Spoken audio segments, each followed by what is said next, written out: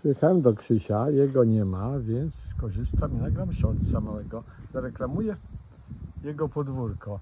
No ma takie eksponaty z PRL-u, których ja mu nawet zazdroszczę.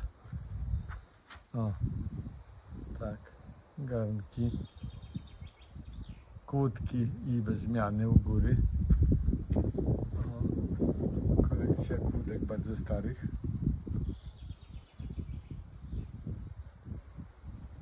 To są fajne tablice, oryginalne wszystkie.